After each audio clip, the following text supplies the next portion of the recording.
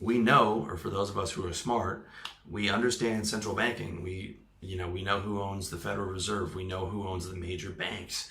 Okay, we see how that is created. It is, if you study that, you can see it. It's transparent, and it's a question of the devil that you know. All right, we know how that is created. We don't know what's exactly behind crypto. Okay, and that's just something to think about. All right, because it's sort of built on the premise of anti-authority and all these things. But I'm always one to be skeptical about anything that's big and is allowed to exist. But that's just me. I have no idea. I mean, it could be anything. It could be any. I honestly don't have any theory on it. I just don't know who created it, and that's something to be thinking about.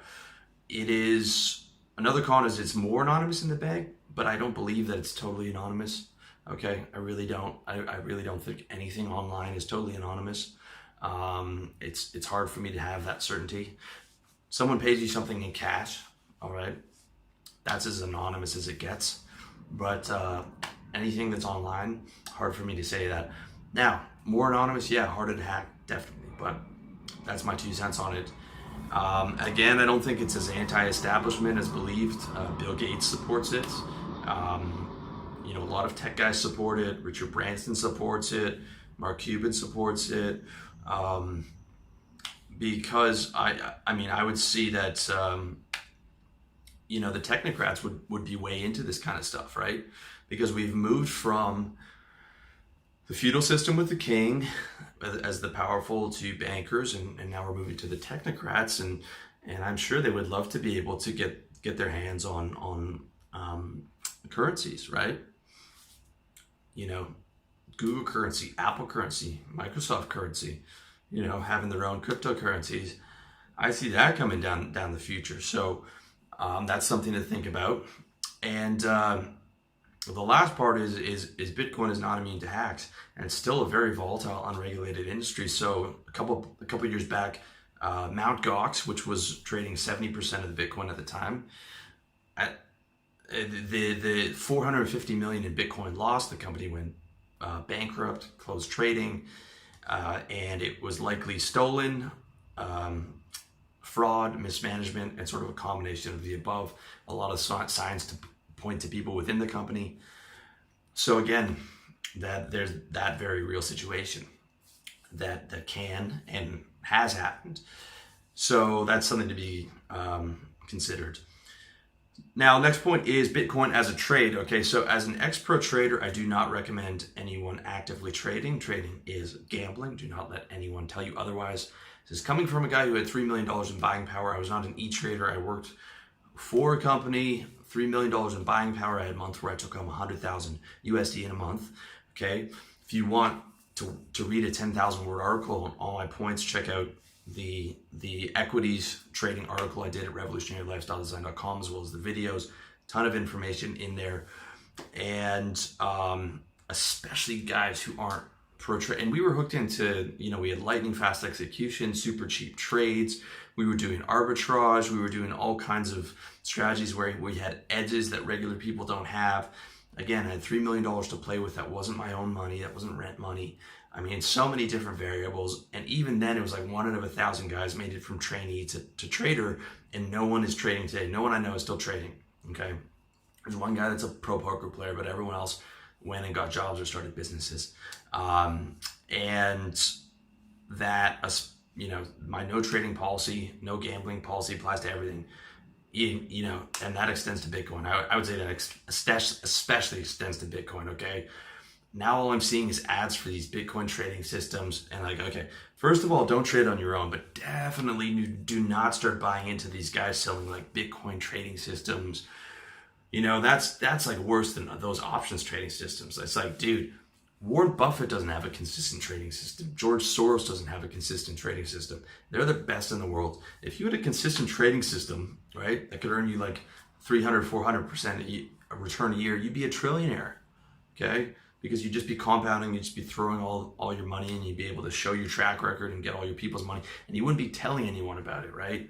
You wouldn't be telling anybody because you have the world's greatest money machine, which is a trading system for something that has unlimited volume.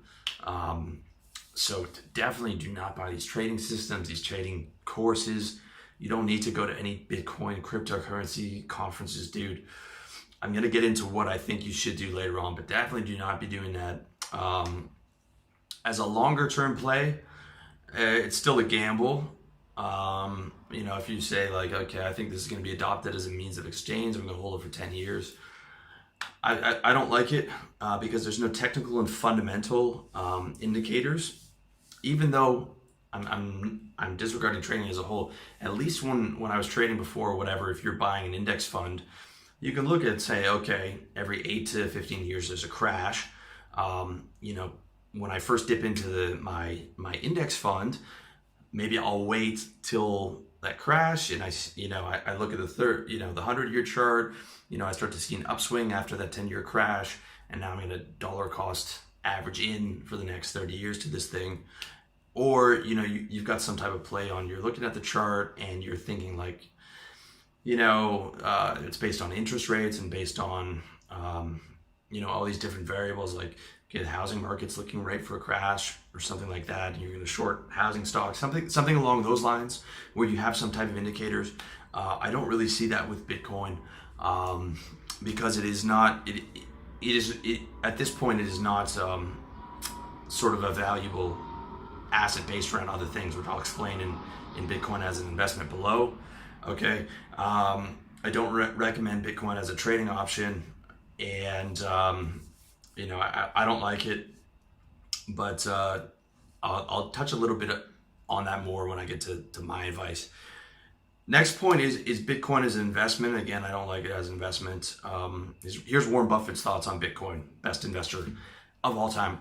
You can't value Bitcoin because it's not a value producing asset. It doesn't have a motor, it doesn't have protection. So as a pure value investment, okay, and as you guys know, Warren Buffett's all about value investing. Like, he buys companies that he thinks he can get at a good market price, and he buys them because he buys into the company. All right, and he's absolutely right. I don't think it's a value producing asset, and it doesn't have a moat against competition. So there's 2,000 competitors, including Ethereum and Litecoin, and Bitcoin is the originator, but that doesn't mean that it's going to exist in the future. For example, like, the biggest thing in the internet was AOL, 1999. Yes, it merged with Time Warner and it survived in some form, but AOL doesn't have anything to do with the internet, right? Google and Yahoo and you know, all these different companies came along and took that over, and now Amazon and Facebook are coming in. So just because it's the first adopted doesn't mean that's going to be the one, doesn't mean it's going to exist 10 years from now. And it is not a value producing asset. It's just a pure speculation at this point. Like, it's going to go up. I mean, I guess the only thing you could bet on is that it becomes a means of exchange, and, you know, that will increase the price of it as people start to move away from wanting to hold currencies and are less trusting of currencies. And once you buy a house with Bitcoin, then maybe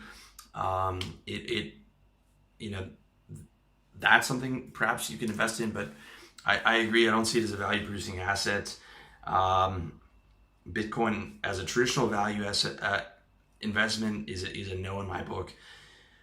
With that said, as a speculative buy and hold, it's an option. It's just not one that I like, which I'll talk more about in later on. The idea of you know, and then you don't have chart patterns going back 100 years. You can't see the range. You can't see where it's been. I can see, you know, every 18 to 15 years there's a market crash. I don't know if I'm buying into the top right now. I really, to me, it's super volatile. It's unpredictable. I don't have any data for an educated, informed decision. I can't see it. I mean, even with the internet bubble that you had back in the 90s, you could still see, all right, well, I could compare that to previous bubbles. You know, I could look for where the top is. Of course, you can never directly find the top.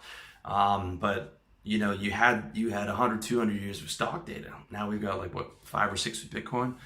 I can't see it, dude. But I definitely tend to be conservative with that type of stuff. Okay, I don't know where this thing is on the charts, and that's just it. So next point is ideas on the future of blockchain and cryptocurrency. Okay, so the powers that be may very well crack down, regulate, or outlaw crypto, depending on who supports it. Okay, we don't know who's really supporting this thing. We don't know if it's anti-establishment or if it is these anti-establishment. So it will be interesting to watch as technocrats look to get control of the banking system. Again, I talked about like Apple currency, Google, Facebook currency. I would bet that we're going to be seeing those in the future. Also, banks are exceptionally wealthy and powerful, and I don't see them just rolling over, right? I see they'll probably adopt blockchain in their banking processes. I've already heard, bankers talking about this. Blockchain is interesting technology, but again, it doesn't mean Bitcoin is the future. Maybe other blockchain, or maybe it'll be the banks adopting blockchain for currencies, or maybe governments will. I don't know. It's super interesting to me, but it's so crazy and unpredictable.